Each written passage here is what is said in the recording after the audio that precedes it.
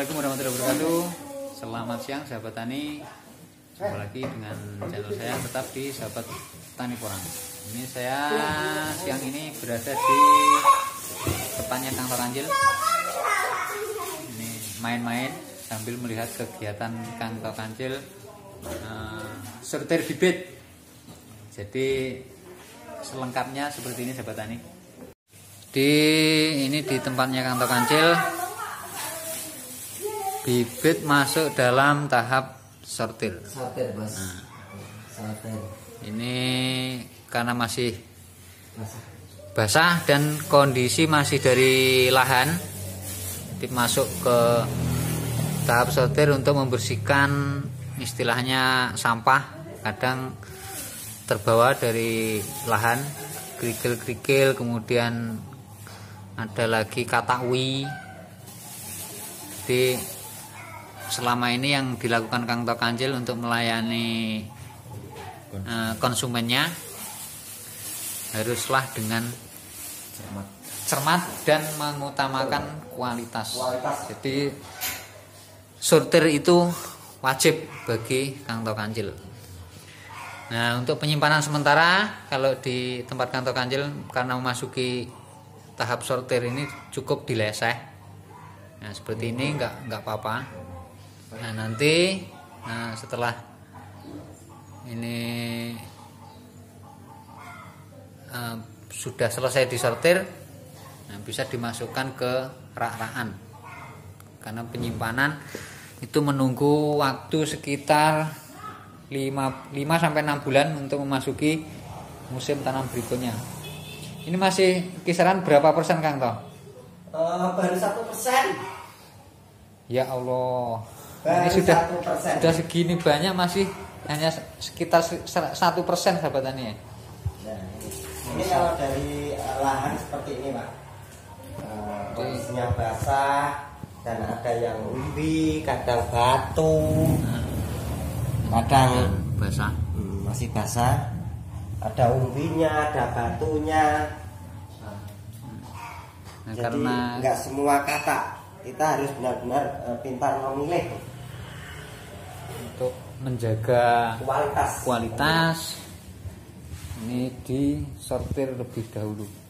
Seperti ini kan umbi-umbi, seperti ini umbi kalau dari petani. Nah, umbi, batu, tanah semua ikut ini. semua. Ini karena Kang Toh menjaga kualitas, Iya. harus disortir karena ternyata di dalam kata pun Seperti ini. Kalau dari petani itu nggak semua kata. Jadi kita untuk pengiriman jadi penyutiran. Jangan sampai yang diminta itu kata terus yang sampai ke tujuan nanti ada umbi. Soalnya kalau umbi sama kata itu harganya berbeda jauh. Gitu. besarnya hampir sama dengan Sama, kata. Pak. Sama. Kalau umbi, misalkan umbi sama kata, bila ditanam itu besarnya sama, intinya sama. Nah, kalau kata itu bisa tumbuh sampai 2 sampai 3, bahkan bisa sampai 4 sampai 5. Nah, tapi kalau umbi rata-rata itu 1 atau 2 gitu. Bahkan kalau sudah 2 atau 3 musim, tumbuhnya umbi itu cuma satu kali. Cuma kalau sudah 2 musim dan 3 musim itu umbinya semakin besar dan satu pohon itu bisa puluhan, Pak. Katanya bisa menghasilkan semakin banyak, juga besar-besar. Jadi untungnya menanam 2 musim sampai 3 musim itu selain umbinya tambah besar dan tambah berat, katanya pun tambah banyak. Benar.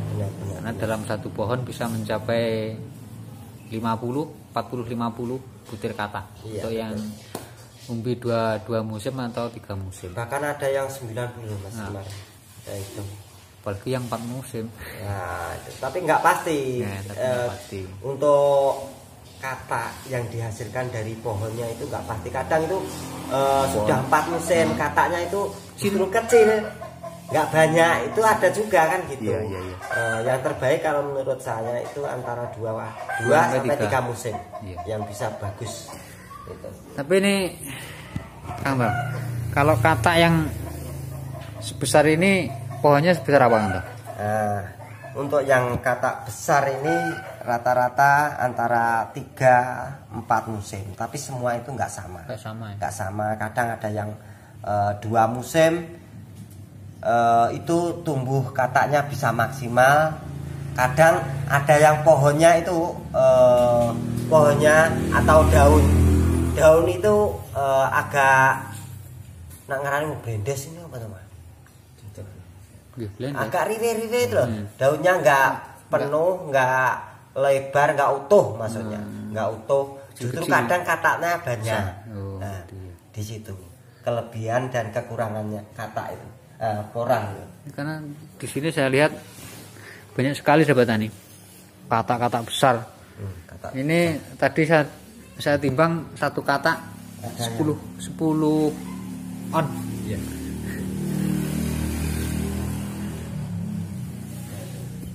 Nah ini contoh katak-katak super.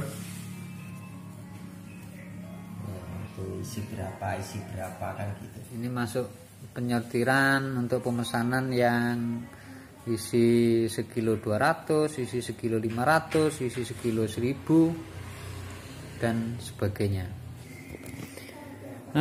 Ini pertanyaan Kang. Kalau untuk katak yang baru dorman, ini istilahnya kualitasnya bagaimana? Untuk kualitas terutama bibit katak seperti ini Mas.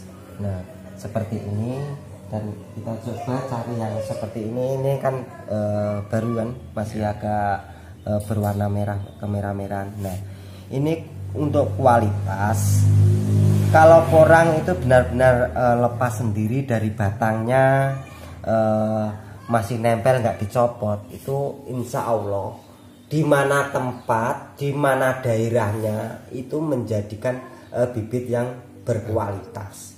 Jadi misalkan di daerah Madiun kan bibit yang terbaik katanya.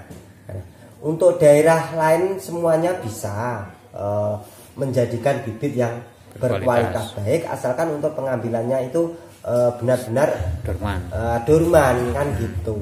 Makanya kita sangat menjaga kualitas bibit. Dan untuk dulu-dulu semuanya, misalkan jenengan beli saat ini, itu untuk penyusutannya masih banyak.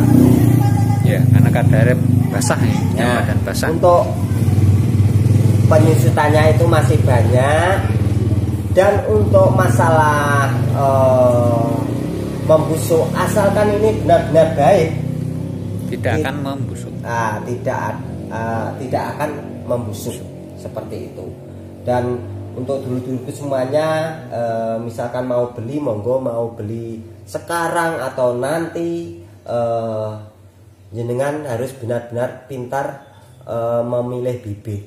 Jadi jenengan monggo mau beli di bibit di mana saja, yang penting ciri-cirinya seperti di video Kang To, seperti itu. Jadi buat pemula intinya nggak tahu yang bibit yang baik atau kualitasnya yang gimana kan belum tahu. Soalnya porang ini kunci utamanya bibit, yaitu kelihatan terutama lepas dari tangkainya ini, bekas copotannya dari tangkainya ini halus. Dan rata-rata kalau seperti ini, nah ini kan seperti kayak ada otot-otot di pinggirnya seperti ini, nah seperti ini dan seperti ini. Nah kalau ciri khas di daerah Kang To rata-rata itu ini Mas, bintik-bintikannya ini agak cenderung lebih padat nih. Ya, lebih padat seperti ini. Masuk kekerasan ya pasti keras Mas. Nah, keras seperti ini. Jadi bisa untuk ciri ciri khas. Ciri khas bibit itu dorman asli dan ini, bukan potesan. Ya, agak cenderung kayak seperti ini. Nah, ini bisa dilihat dari kekerasan. Biasanya nah. kalau potesan itu agak lentur. Betul. Dan kalau potesan rata-rata itu ini cenderung gini loh Mas, apa ngarani? Kayak krowak itu Mas. Enggak sempurna. Agak enggak sempurna. Ini agak lubang. Tidak ada bekas lepas dari tangkai. Itu. Seperti terpotong. Ya, seperti itu potong. Contohnya ini kan. Nah, seperti ini bibit yang sebenarnya bibit yang batangnya busuk itu loh Mas. Itu kena busuk batang. Nah, kena busuk batang belum tua lah seperti ini. Nah, seperti ini. Makanya kita untuk penjualan yang seperti ini jangan sampai ikut terbawa ke jual. Jadi ini bisa merugikan. Nah, seperti ini. Ini bibit yang ini seperti ini. Lentur. Ini lentur dan bekas copotannya kan nggak sama. Nggak sempurna seperti ini. Nah, ini yang bibit jelek dan ini yang bagus. Jadi jenengan nanti jangan sampai misalkan beli bibit itu yang seperti ini. Ini biasanya sebelum musim tanam ini sudah membusuk. Jadi kompos. Jadi kompos seperti ini. Makanya jenengan harus benar-benar pintar memilih gitu. Soalnya bibit sekarang ini pasti barang sulit. Peminat banyak. Nah, itu bisa dimanfaatkan oleh oknum-oknum yang tidak bertanggung jawab untuk mengambil keuntungan sementara, bukan untuk kelangsungan atau untuk budidaya porang yang lebih baik. Jadi dimanfaatkan oleh oknum-oknum yang ingin mengambil keuntungan dari nilai ekonomi dari porang. Jadi kita petani harus selektif, harus pintar dan mampu mengenali ciri-ciri bibit yang berkualitas. Tidak harus dari Klangon ataupun tidak harus dari Madiun, dimanapun daerahnya. Yang penting bibit, utamanya dari bibit katak, haruslah dorman alami, tidak potesan. Kalau dorman alami sudah bisa dipastikan bibit itu berkualitas dan mempunyai persentase tumbuh itu bisa mencapai 90% tumbuh. Baik sahabat tani, demikian vlog saya kali ini di rumah Kang Tok Kancil.